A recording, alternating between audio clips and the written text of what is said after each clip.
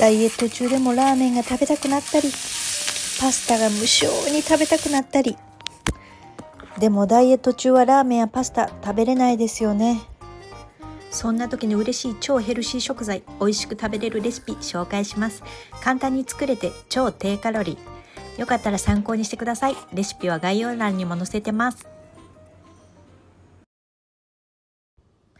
近所のスーパーでなんと1キロ100円で購入しました。超低カロリーと言ったら糸こんにゃくです。騙されたと思って一回作ってみてください。